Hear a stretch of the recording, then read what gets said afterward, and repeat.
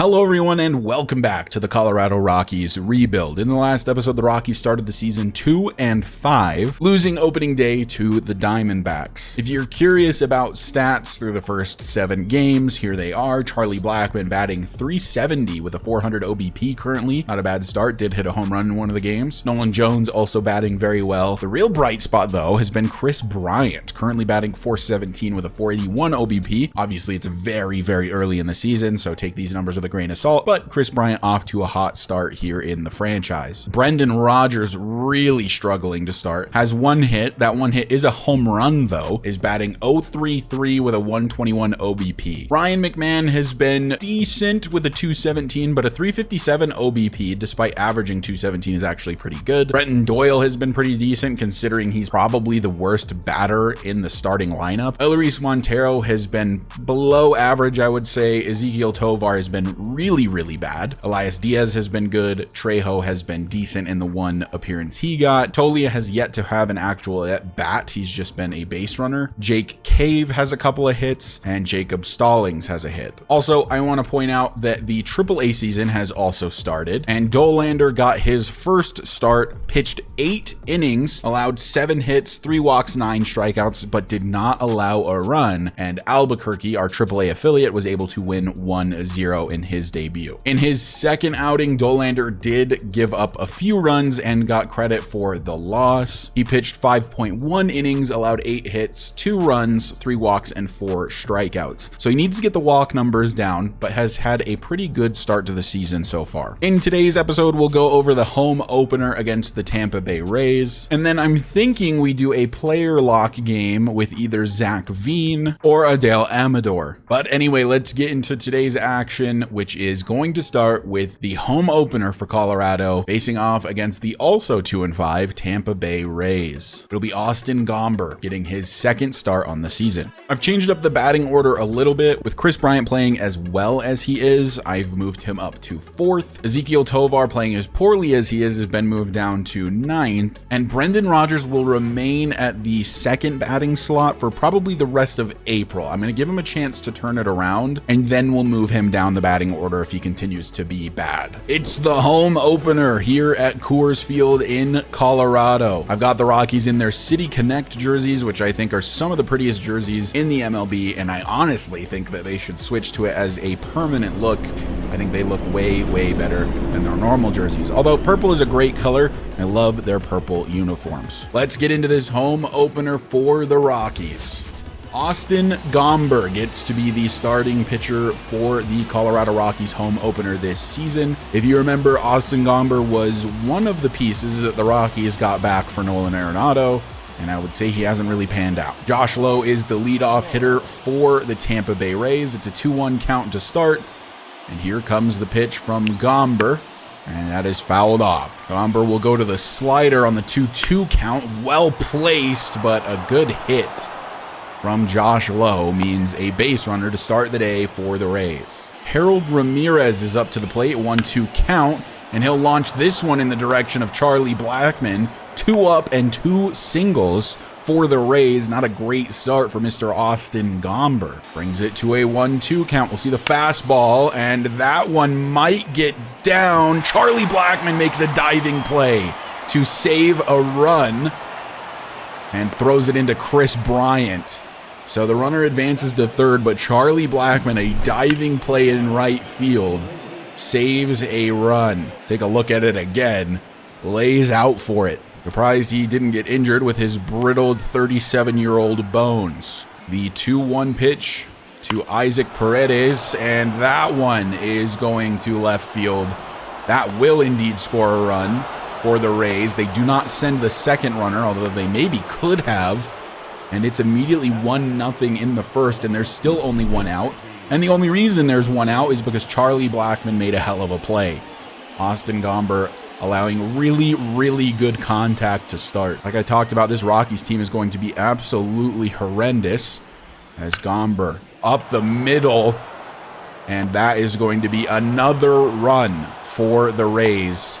Gomber really struggling to start. We're going to get a mound visit immediately. Bud Black needs to calm his guy down. Austin Gomber playing terribly to start the day, already down 2-0, and the 1 out wasn't even really earned by Austin Gomber. If it weren't for the good play by Charlie Blackmon, it'd likely be 3-0 with no outs. So it is a 1-1 pitch to Mejia, and that's a strike. Good placement from Gomber. It's time to settle in. Home opener not off to a good start. 1-2 pitch up the middle. Bretton Doyle is going to be underneath this one, though, and that is out number 2. So the mound visit proving useful, as now we move on to face Rosario, the 7th batter, on a 1-1 count, barely foul. We'll see another 1-2 pitch from Gomber. A fastball right down the middle, completely missed his placement. At least one runner is going to score. He will indeed. So it's already 3-0.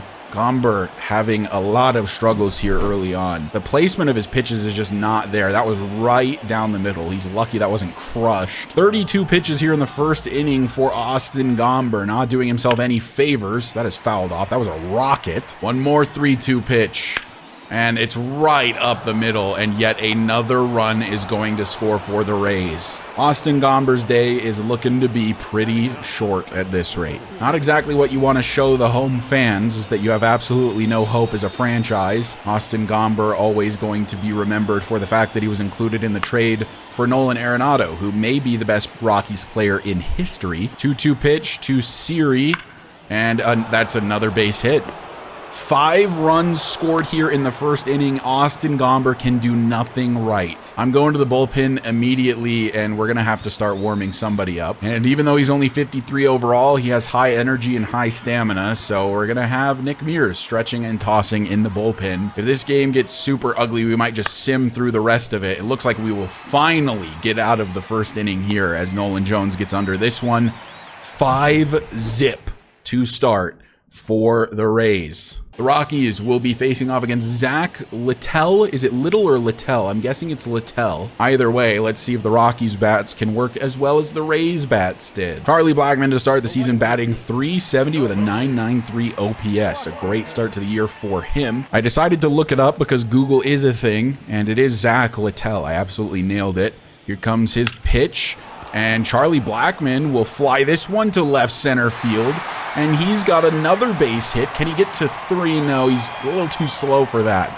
So it'll be a leadoff double for Charlie Blackmon and the Colorado Rockies. Maybe it's going to be a really productive offensive day for both teams. That brings up Brendan Rodgers, who is definitely on the struggle bus to start the season. Nolan Jones, who is also having an excellent start to the season, is on deck. The 3-2 pitch to Brendan Rodgers is crushed to left field. Brendan Rodgers has been struggling to start this season, but didn't struggle to start today. Crushes it to left field, no doubt about it. Not the craziest exit velo or distance you're ever going to see, but a home run is a home run, and 2 runs is 2 runs. The Rockies chip away at the 5-0 Rays lead, now down to 5-2. A great start to the offensive outing. That ball was right down the middle if you look at the PCI placement on the bottom left part of your screen, so really good one to hit for Rodgers a little early, which is why it was so far to left field. But like I said, a home run is a home run, and here's Nolan Jones, 1-1 count. That sinker is low. 2-2 pitch, and that is a fastball very high, and I shouldn't have swung. So Nolan Jones didn't strike out, but I sure did, as it's a 2-1 pitch for Chris Bryant, who has been moved back up to 4th in the batting order. Full count to Chris Bryant, and he draws a walk. Finds first base. That'll bring up Elias Diaz. 292, pretty good batting average to start the season for Elias. 2-1 pitch for him is well inside, and we're to 3-1. 3-1 count. Diaz got a great one to hit. He grounds it to third, but the third baseman missed it with the glove. And is that going to be ruled a base hit or an error? Either way, there's runners on first and second for the Rockies. And next up to bat is Ryan McMahon, who absolutely crushes right-handed hitters. It looks like that was ruled a base hit, as McMahon will get this one into left field, and that will score another run, and his name's Chris Bryant. And now it's 5-3 with runners on first and second and only 1 out. The ball was not very well struck, but it doesn't matter if it gets into play. It's a base hit for Ryan McMahon, and another run scored for the Rockies. So So 5-3 is your score, and now Brenton Doyle, who has started the season decently, is up to bat. 2 balls, 2 strikes. Brenton Doyle, and they're going to call that a swing. There's a strikeout for Brenton Doyle, which brings up Eloise Montero. He's got some serious power behind his bat. See if he can crush one. Got a good one to hit. Was on top of it. Force out at second. Will end the first inning, and it is 5-3. The Rays still on top, but the Rockies making it close. So Gomber's still in the game, but if the struggles continue in this inning, we will probably bring him out. As Harold Ramirez fouls one off. Paredes up to bat. It is 2-1 on this pitch. Kind of left that circle change up in the zone, but it's just a little dribbler to Ryan McMahon. 3 up, 3 down here in the second, and it looks like Austin Gomber has settled down. Ezekiel Tovar, batting 9th, will lead off the inning. Has been one of the worst hitters to start the season here for the Rockies. So another payoff pitch from Littell will be very outside, and Tovar will find base. 2 balls and 2 strikes to Charlie Blackmon. Swung on and missed. That is a really good sinker from Littell, and it's the first out of the inning. So Brendan Rodgers is back. Of course, had the 2-run shot in the first inning. Has opportunity for another one here. And this one right at the first baseman, who makes a hell of a play. A double play against the Rockies. The Rays just popped off, and we go to the third. It was looking like a good start to the inning, but that double play, of course, ended it for the Rockies. And now Gomber giving up an absolute bomb from Arozarena. Not ruled a home run, even though it looked like it kind of bounced off the top of the wall. Barely not a home run. Instead, it's a double for Arozarena. And the 1-2 pitch is swung on and missed. A strikeout of Francisco Mejia is the first out of the inning. Jose Caballero up to bat here in the top of the third, and it looks like Gomber's going to get out of this one. Nolan Jones finds his way underneath it, and that is the end of the top of the third inning. The count is full. Littell way outside, not even close, and Nolan Jones draws a walk, and now Chris Bryant, who is red hot, comes to the plate. 1-1 is, oh my goodness, Chris Bryant crushes it. A perfect from Chris Bryant. I didn't even get to call out what the count was. 115 off the bat. 474 is the distance. Chris Bryant bombs this one out of Coors, and that's 2 more runs for the Rockies. And guess what that means? It means that we're tied up at 5. Chris Bryant is red hot to start the Colorado Rockies season, and Littell has given up his 5th earned run of the game, and we're all tied up. Austin Gomber's still in the game. Had the rough first inning, but has settled in since. Well, that one is gone, and the tie game is no longer tied, as Gomber just leaves that one dead center in the middle of the strike zone, and Siri launches it. Now 6-5 in favor of the Rays just after Chris Bryant and the Rockies tied it up. The 99th pitch of the outing to Yandy Diaz is a grounder to Ryan McMahon. Very routine play. Throws it on to Chris Bryant at first. And that is the end of the fourth. But Jose Siri able to take the lead for the Rays once again, 6-5. The Rays have made their change. Kevin Kelly is now into the game. 2 balls, 2 strikes for Charlie Blackmon. 1 to hit.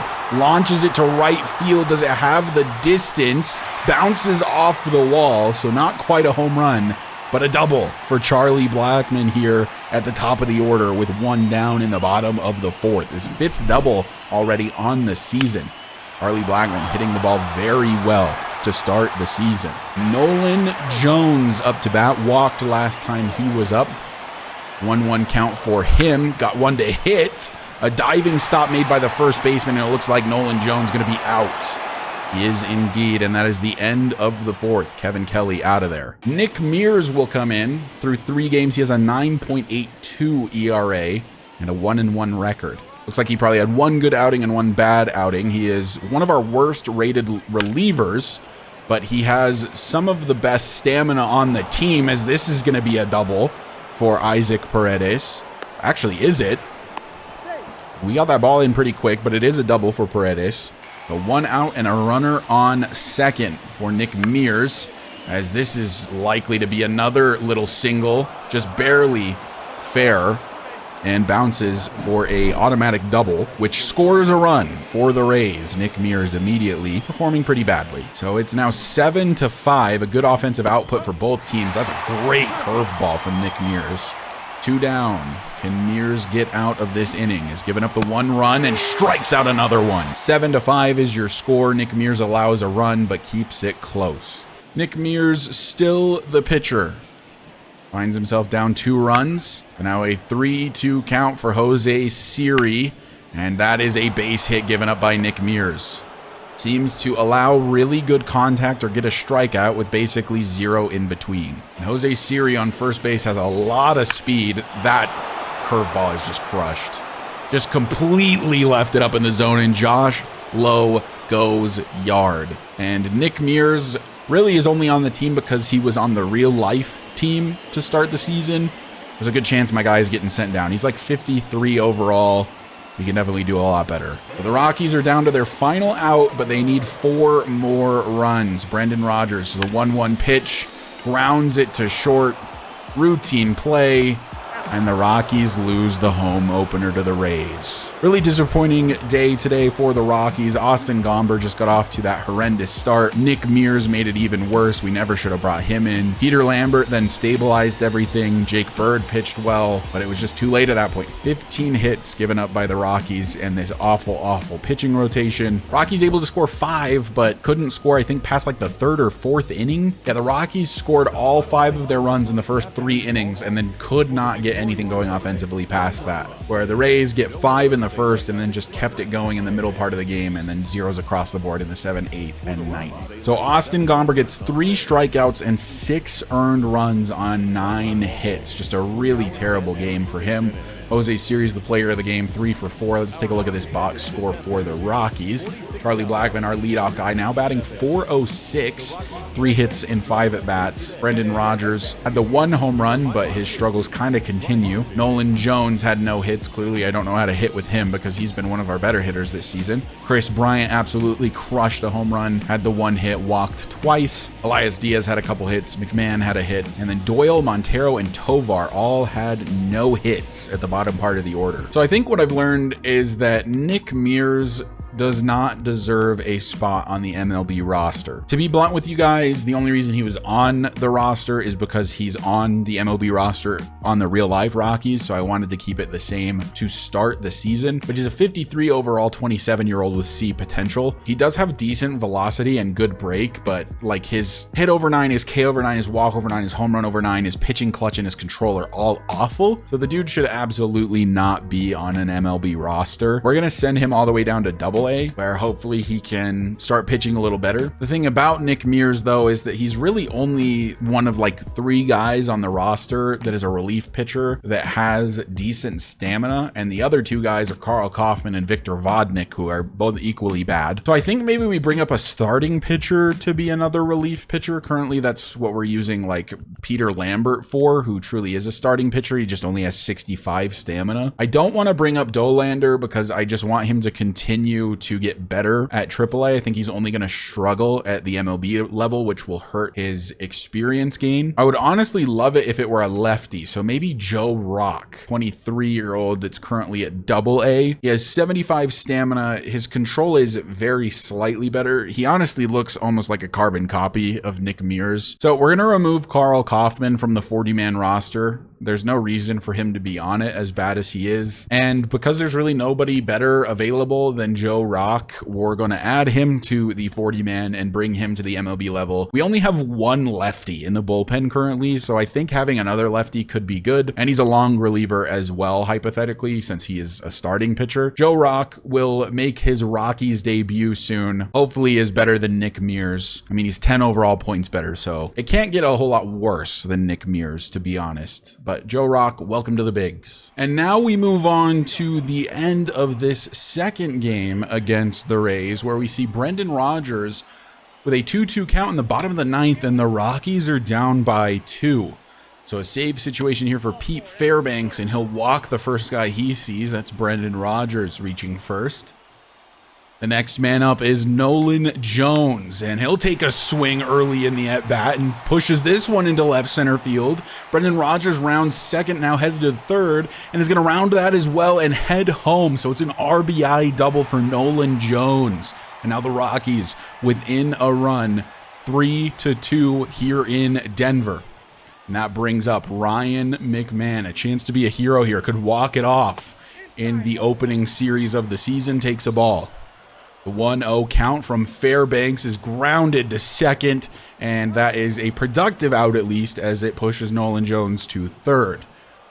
Chris Bryant now at the plate. Another opportunity to be a hero, and he's got this one to right field, and it's just foul. Now a 2-2 count here in the bottom of the ninth for Chris Bryant. Not late on this one. He'll drive it up the middle, and that'll tie the game up. Nolan Jones scores from third. Chris Bryant ties the game up, and that is a blown save for Pete Fairbanks. We'll take a look at this replay yet again, just right back up the middle, bounced nicely off the mound, just into center field, and Nolan Jones finds home. And now they bring in Sean Armstrong, and we will pinch run Michael Tolia in place of Chris Bryant. And now it's Elias Diaz at the plate. Could walk it off here with a double or better. This one high and deep to left field, and it is out of here. A walk-off homer for Elias Diaz.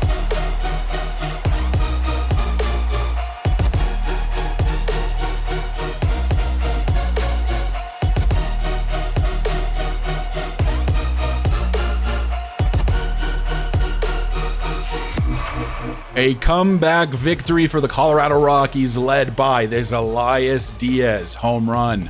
Walks us off. It was a team effort there in the bottom of the ninth, and the Rockies got it done off of the back of an Elias Diaz walk-off home run. Well, what a fun game that one was at the very end. And with that exciting game out of the way, it is now officially the first day of scouting. So I think it's pretty obvious with this Rockies team that pretty much everything is a need for us right now. But I think primarily pitchers are a need more than anything else. We only have the one A potential starting pitcher in the farm system, and that is Chase Dollander. And then we don't have a single A potential or even B potential young pitcher in terms of relief pitchers. I know relief pitchers you can kind of fill out with veterans, but it would be nice to have some young guys in the system. So we are going to have Randy Proville focus on finding pitchers. Can we say specifically starting pitchers? No, we can't. We're going to have Randy try to discover pitching prospects in the East to start. Our second priority will be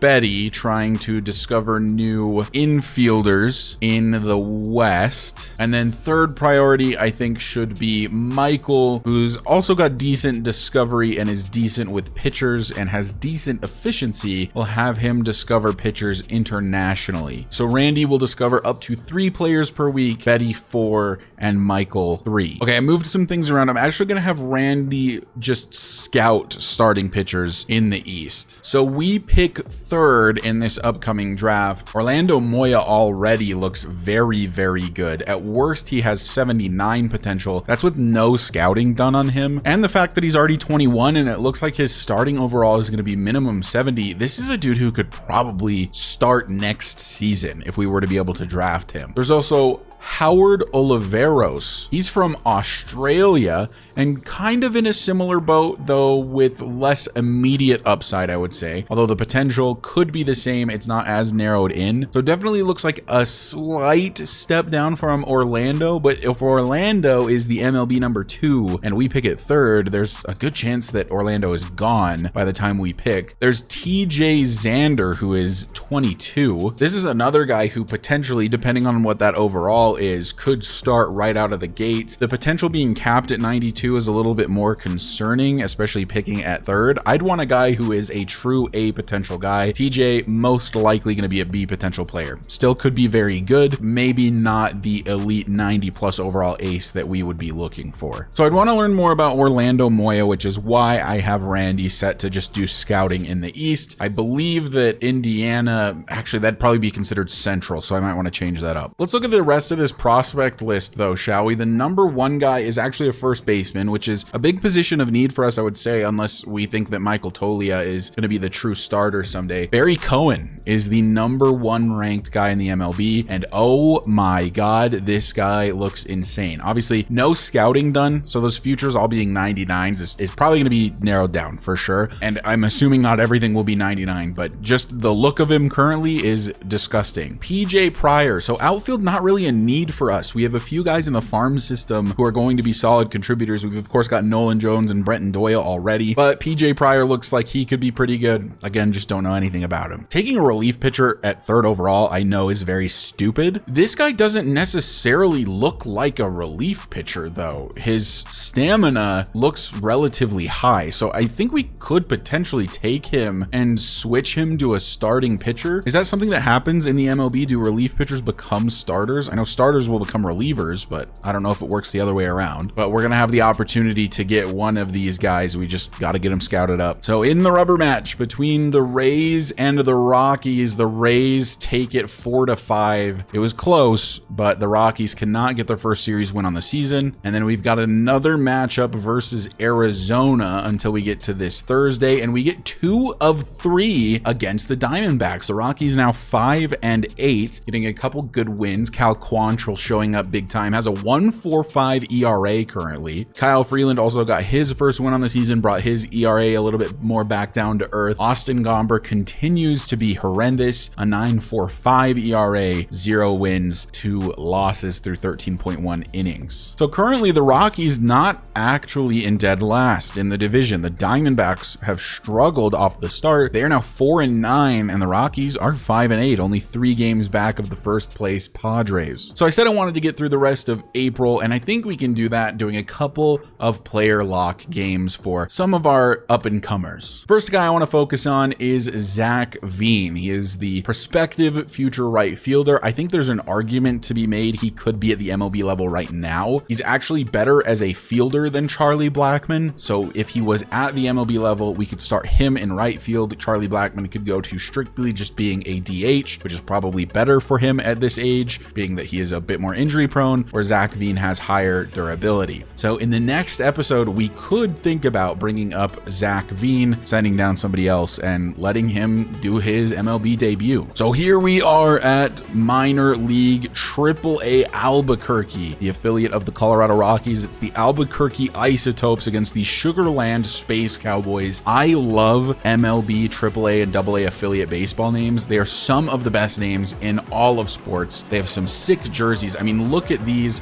bright blue, like cyan colored jerseys. They look so sick. So I talked about how Zach Veen could, I think, potentially be at the MLB level right now. And it's interesting because that's really only true because he's on the Rockies. If he was on any other team, I'd probably want to leave him down for one more season, but I think he could contribute at an MLB level right now for us. He's the number 93 prospect in the entire MLB, so barely scratches the top 100. And there's a couple guys in our farm system that are definitely higher up than him. And one of those is the guy on first base. That's Adele Amador, as Zach Veen takes a bean and goes to first. Zach Veen also brings a good chunk of speed that we don't have at the MLB level. He's not insanely fast with the 68, but we're very slow at the MLB level outside of like Brenton Doyle, and I think Nolan Jones has like 70 speed. Otherwise, we're quite slow. Most people are below 60. So I mentioned the guy on second right now, that is Adele Amador. We'll probably do another player lock game with him during this episode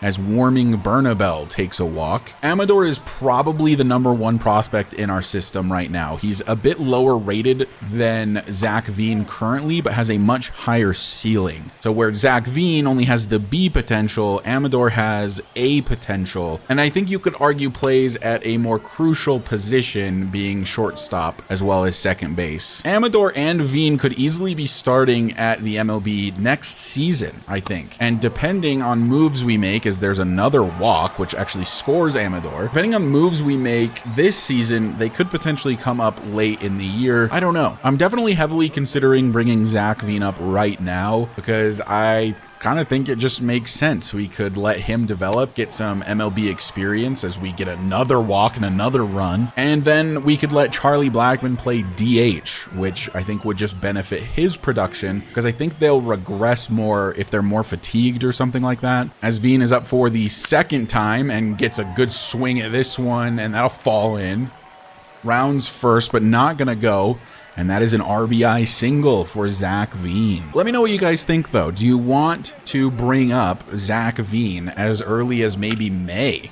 As that one is launched by Jamison Hanna way back there and caught. But that is the end of the second. Amador is definitely staying down at AAA for this season. In fact, I'd be willing to move him to AA if he's struggling at AAA, because he does still have a while to go before he's at an MLB level like Zach Veen is. I think he's like 5 or 6 overall points worse than Veen currently. Although Amador is also currently batting better than Zach Veen in terms of average, but it's also like the first few games of the regular season, so you don't want to look into that too much. But I've gotten on base every single time with Zach Veen so far. Manager said steal situation. I don't feel great about that, to be honest with you. And we're out. I tried to slide to the right, but I forgot what the controls were. So yeah, Zach Veen, not the fastest guy. He's honestly not the best fielder either. He's only slightly better in the field than Charlie Blackmon, but currently Charlie Blackmon is starting in right field at the MLB level. Charlie Blackmon does have a better arm, but arm doesn't matter as much in right field, so we're not super worried about that. We've got Brenton Doyle and Nolan Jones, who each have cannons in center and in left field, the positions that need better arms. Whereas in right field, you kind of just want a guy who is maybe a bit faster and can field decently well. He's not going to drop things in the outfield. At this point, Zach Veen would be better at that than Charlie Blackmon. It's just a matter of would he be better as a contributor with the bat. Obviously, Charlie Blackmon would just move to DH, but that means that Veen would actually be replacing Montero in the batting lineup, because Montero is the current DH. Charlie would obviously replace him, and then Veen replaces Charlie. So is Veen going to be a better bat than Montero? He'd be a better glove than Blackmon, but is he a better bat than Montero? And if he is, then it might be worth bringing him up already, as he'll ground to short. This is a very routine play. If we take a look at Zach Veen's attributes here, he does have decent hitting stats. Vision is a little low, but it might already be better than Montero. We'll take a look after this. But 55, 50, 55, 48, pretty good against righties and not much worse against lefties. The clutch isn't really there, but at the same time, even though he could contribute at the MLB level, is it even worth it? Should we leave him at the AAA level, let him develop a little bit more, and then he's like sure to be a starter next season with the Rockies? I'm not certain. I don't know what would be best for Zach Veen. Let me know what you guys think, but I'm guessing that it would probably be the best for his development to leave him at AAA, but maybe that MLB experience is super helpful for development. I'm not sure. This is my first time doing an MLB The Show franchise, so if there's any of you guys in the comments that are big time franchise players, I'd be curious to hear your thoughts, as Veen will throw to the cutoff man and we won't get the guy at third. And that is the end of the game. We actually lose this one to the Sugarland Space Cowboys, but that's okay. The focus was on Zach Veen anyway. But let me know what you guys think. Should we bring up Zach Veen this season, let him get some MLB experience under his belt, or should we leave him at AAA to continue to develop into the best version of himself he can be? If you're curious, by the way, this is Eleris Montero. He's got 54, 59, 53, 62. So against lefties, he's actually very good. Well, very good in terms of how good the Rockies are. Against righties, him and Veen are very similar. Eleris doesn't currently play in the field. He's not a terrible fielder. So this is the bat that would be replaced by Zach Veen starting to play in right field, because Charlie Blackmon would be moved to DH. So is that worth it? I'm not certain. Eleris is definitely a better bat currently, especially against lefties. And for this next game, I want to focus on Adel Amador. He is currently listed as a shortstop. I want to say in real life he got moved to second base. base. I have him still listed as a shortstop, although one of either he or Ezekiel Tovar will probably have to move to second to make room for the other one, because I'll be honest, Tovar and Amador are likely to be a part of our future more so than Brendan Rodgers, our current second baseman. But these are Amador's stats. He needs to work on the bat, needs to work on the plate vision. Not a bad fielder. In fact, pretty good for AAA, AA level type player at 63 overall. He is, as far as I know, our top prospect. The interesting thing about this Isotopes team is that the top 3 batters, so that's Yanquiel Fernandez, Adel Amador, and Zach Veen, are 3 of our top 5 prospects in the system. Amador and Veen are doing quite well to start the season. In fact, it looks like Amador is tied for first with home runs to start the season, despite not having a ton of power. Yanquiel Fernandez is struggling to start from what I could see. That is a hanging slider, by the way. Amador got under it a little too much, and that is a fly out to right. So back at the plate in the third is Amador. And that was another good one to hit, but way too early. So if these guys are struggling at AAA, they will definitely be sent down to AA. I don't want to stunt their growth just by keeping them at too high of a league. The Rockies just don't currently have a farm system that's super great, so our AAA and our AA rosters are kind of weak. Ooh, we get to play out in the field at shortstop with Amador, and I think that I have my buttons flipped around to be fielder sided, and they are. Not quite a double play as our second baseman gets tripped up. I'm probably pronouncing his last name wrong now that I'm thinking about it. It's probably Amador and not Amador. You guys let me know. Currently leads the team in RBIs. I know it's super early, but that's really good to see. A guy who does not have the most insane batting stats is leading the team in some big time batting statistics. And that's batting second on the team, where Veen is currently third on the team. The 1-1 pitch to Amador is at the top of the zone, called a strike. Amador does not have good plate vision, so that's the big concern for him. Definitely need to improve that in order to get him to be truly at an MLB level. I would say he's probably 2 seasons away from being a true MLB starter. I'm not sure how much players improve season to season in this. That one should have been crushed, but I was early. But he's a 63 overall, A potential. I don't know. We'll see how this season goes. He's for sure a member of spring training every season, but it's just a matter of whether or not he makes a big enough jump this year to be MLB ready next year, and what the situation is like with Brendan Rodgers. Because Brendan Rodgers is the real guy that he would replace, him or McMahon. I guess Amador could move to third if needed. Oh, I pressed the wrong button, but it's okay. We switched it around. But McMahon or Rodgers will have to go to make room for Amador, and at the moment, I don't really want either of those two to go, even though I do have them on the trade block, because if I got the right offer, I would let them go.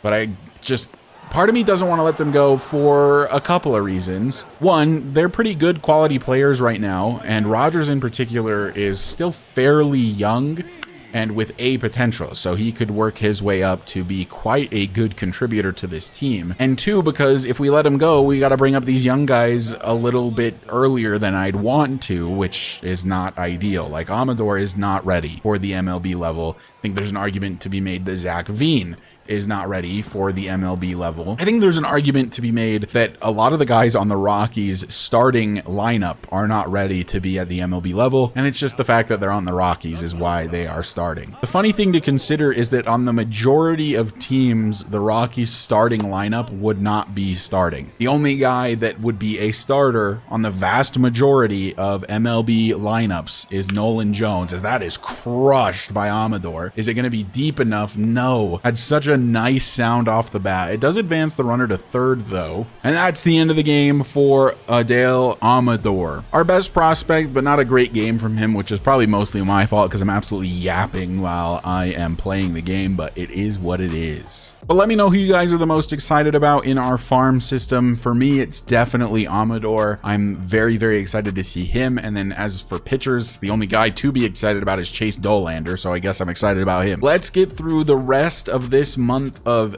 April as we'll sim through this game against the Blue Jays, and it looks like the Rockies are in an interesting situation. I don't know why this is a highlight moment when we are up 8-0, but I'm going to simulate to the end of the game. We allowed 1 run, whoop-de-doo. And now after beating the Blue Jays, we get to do a little bit more scouting. 25 starting pitcher prospects have been scouted. Let's take a look at that prospect list. So TJ Xander has actually gone up on our board, but is still 9th on the MLB board. We've still only got him 10% scouted, so there's so much to learn about him still. He's got a cutter, a curveball, a slider, and a sinker. Looks to throw pretty hard, up to 97 miles per hour on that cutter, at least as far as we know. Definitely looks like he could be a really good pitcher. The walks per 9 is a little concerning, with the future being capped out at 73. I've heard that walks per 9 can be a stat that can kind of make or break a pitcher in MLB The Show. We also got Jared Escobar more scouted. He moved up a draft board, so he went from 29th to 16th. He looks solid as well. Looks to have good stamina.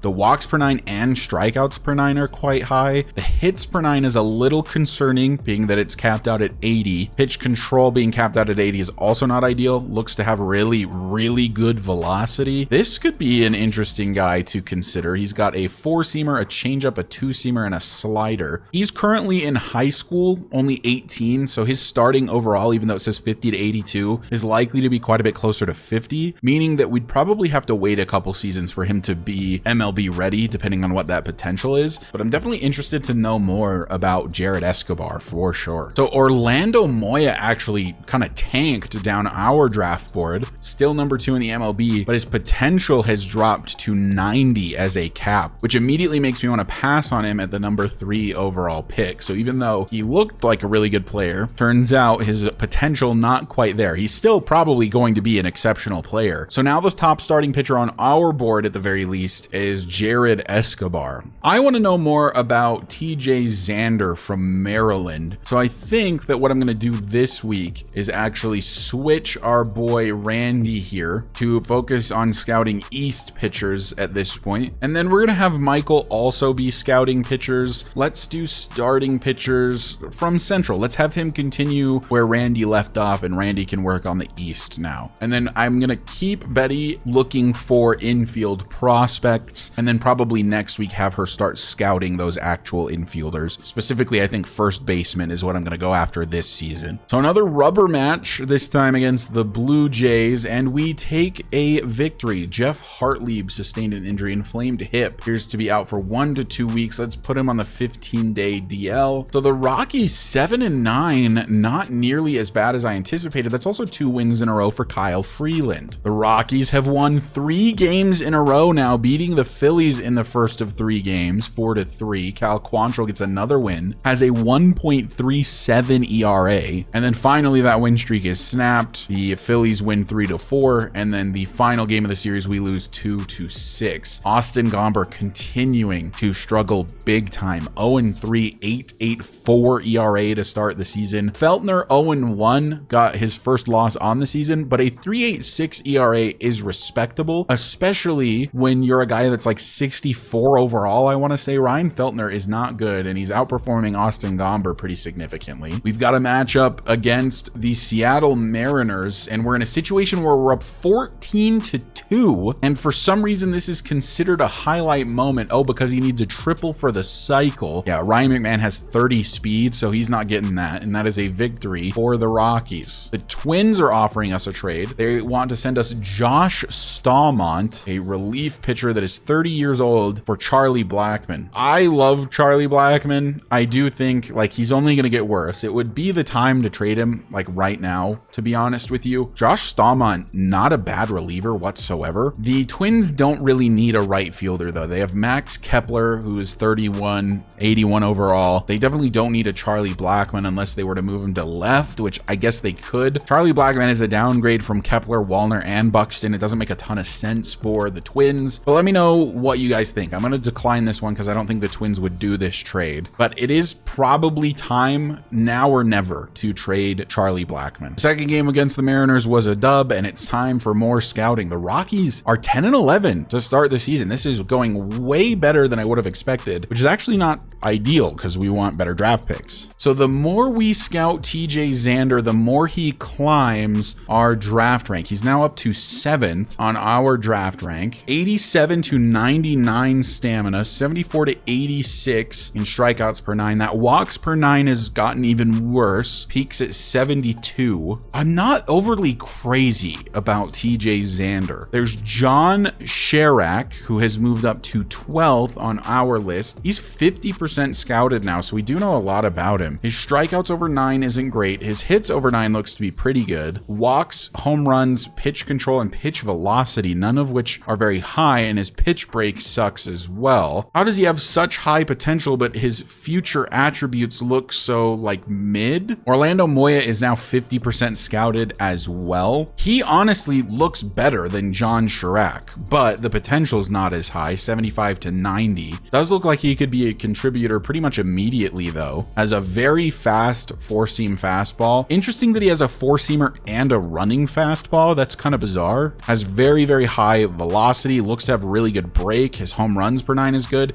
His walks per 9 are good. Orlando Moya really does look really good. It's just, do we want to take a guy at 3rd overall who at most has 90 potential? I'm not 100% sure. Johnny Trevino still 76 to 96 potential. So looks to have really high potential. Just all around good at everything. Well, mid at everything. He's not really good at anything except for stamina and pitch velocity. So I'm at the point where I think I want to start learning more about these first basemen, specifically Barry Cohen. It sort of seems like he's just going to be the 101. He looks absolutely insane. So I think I'm going to keep things the same for now. I'm going to have Randy and Michael continue in the Central and the East. And now Betty, instead of scouting for new players in the infield, we're going to have you scout first baseman in the West. So will we sweep the Mariners? No, they do take the final game. Cal Quantrill gets his first loss on the season, up to a 2.3 ERA, but that's not terrible. And we play the Padres for the first time this season. Take a win in the first matchup, a loss in the second, and now Lucas Gilbreth no longer injured. So that brings us another reliever at the MLB level, which means we probably need to send somebody down. I actually think that the person to send down might be Austin Gomber. 7.4 ERA is horrendous. He has been easily our worst starter this season, and I think that Peter Lambert could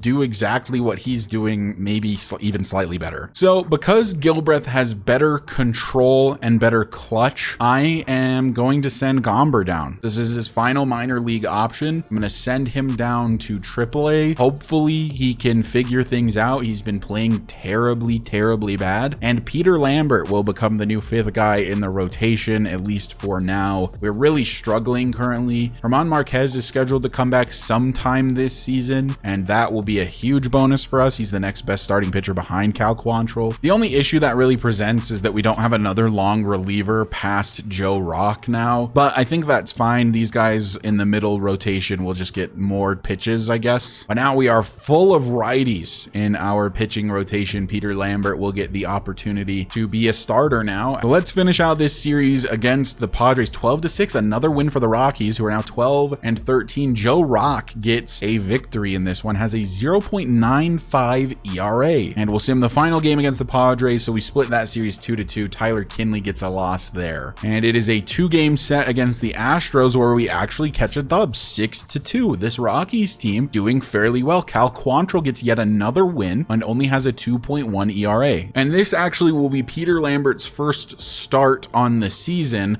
I'm not going to play this game, but I am interested potentially to quick manage it. So here we go. Peter Lambert's first start for the Rockies this season, replacing Austin Gomber, who was struggling big big time. Strikeout, ground out, a double, a single. So he allows a run in the first, another single, runners on first and second, and then a ground out. So he allows one. That's okay. 2-run home run given up to Tucker, and now he's allowed 3 through the first 2 innings. He does only have that 65 stamina, so look at his energy. I mean, it's already below 75%. It's closing in on 50%. So we'll have to keep an eye on it. He's probably a guy that's never really going to be able to go more than 5 innings, just to be honest. Rockies bat's currently doing nothing. We're to the 4th, a single and another 2-run homer. Let's see if he can get out of the 4th, but this will probably be the last inning for Peter Lambert. His ERA has climbed significantly. Allows a single, a double. Now he's got no outs. Runner on second and third. Let's go ahead and enter this game with Peter Lambert.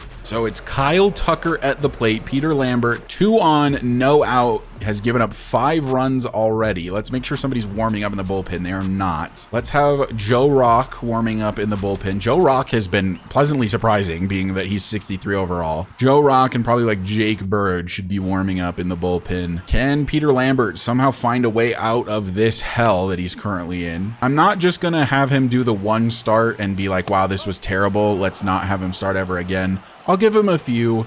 If he continues to struggle, we may look to free agency. Maybe we even look to bring up Dollander. I'm not certain. Something had to change though, because Gomber was playing horrendously, like even worse than we're seeing from Lambert. So that line out to Brendan Rodgers is actually pretty key here, because now Lambert has an opportunity to get out of this inning with no runs. One more swing and a miss on the very high fastball. Jolks goes down on strikes. Yordan Alvarez is next up, and this is a guy with a scary bat. Can Lambert get out of it? That pitch was close. 1-0 pitch. Right down the middle, right to Chris Bryant, who doesn't make the play, and that's going to score 2 runs. That has to be an error from Chris Bryant. This is a dude who has played third base his whole career, is now over at first, still a pretty good fielder, not ruled an error. That is insane. That is certainly an error from Chris Bryant. A better first baseman would have just gotten his pitcher out of the inning. Instead, it's 2 additional runs on the ledger for Peter Lambert. Now it is 1-1 to Jose Altuve, down 7-0 for Peter Lambert. Can we finally get out of the inning? He doesn't even swing. Struck out looking, and that is the end of the 4th and the end of Peter Lambert's day. So now it's going to have to be a 2-out rally for anything to happen. McMahon swings, and that is 3 outs on 3 pitches, and that is a loss for the Rockies against the Astros. Daniel Bard is no longer injured, and Jeff Hartlieb no longer injured as well. We'll auto-utilize him. With Daniel Bard back, we now have 1 too many people on the MLB roster, and I actually think that the guy I'm going to send down is probably Jake Bird. So it is now officially the final day of April. Let's sim through this game against the Marlins. We've got an interesting situation here. McMahon at the plate, Polia on first. We're just going to simulate to the end of the game here. The Marlins have won. So that officially brings us into the month of May. So let's take a look at player statistics. Who's doing well, who's not. Ella Reese is batting 200. Brendan Rodgers is batting 236, but has 5 home runs, which is pretty good power for him. McMahon batting a 268 with 7 home runs. Can we see how he's doing versus lefties versus righties? So he's actually batting slightly better against lefties currently. He hasn't had a ton of at-bats against lefties, but he's batting 304 against lefties, and normally he's really bad against lefties, so that's really good to see. Charlie Blackmon is batting 327, which is very good. Nolan Jones 278. I'm not overly concerned. Chris Bryant, who started red hot, was batting over 400, down to a 269. Brenton Doyle only at 217 right now, which is not great. Ezekiel Tovar is cold, a 143, 14 hits and 98 at bats. Really bad. Elias Diaz has been very good, 326. Trejo batting a 200. Michael Tolia actually hasn't had a single hit yet, but has only had 9 at bats. Jake Cave has not played much, but has a 333. Same with Stallings, and Bouchard has a 250. Here's the player statistics for AAA. You've got Aaron Schunk, a 267, Hunter Goodman, a 301, Warming Bernabel, 273. 203. Zach Veen's batting 290, which is good to see. Adele Amador is batting a 244, which isn't great, but he is improving pretty quickly. Drew Romo is on fire right now, batting a 276. Jamison Hanna is struggling. Yanquiel Fernandez is struggling. He'll probably need to go down the batting order. Benny Montgomery's playing pretty well, batting a 310. There's nobody who's absolutely popping off at AAA, which is a little disappointing. At AA, is there anybody doing super well? Jordan Beck is only batting a 230 right now, which is really unfortunate because he probably should be on the AAA roster just based on his overall, but he's struggling at AA. Sterling Thompson's doing okay, up to a 68 overall, which is positive to see from him. By the way, if you look at the standings in the middle of your screen, the Diamondbacks are 9-22 and the Rockies are 13-16. Just look like a better team than the Diamondbacks right now, which is interesting because on paper, the Diamondbacks are infinitely better than the Rockies. But anyway, that is going to do it for this episode. Let me know what changes you'd like to see to the lineup, to AAA, to AA, whatever it may be. Do you want to see somebody come up? Do you want to see somebody be put down? This is your rebuild as much as it is mine, so I'd be curious to hear your thoughts. But thank you guys so much for watching. If you made it all the way to the end of the episode and you aren't already subscribed, go ahead and hit that sub button for me. It does help me out a lot on the road to 2,000 subs. But anyway, I'll see you guys in the next one where we'll get through probably the whole month of May and leading up to the draft.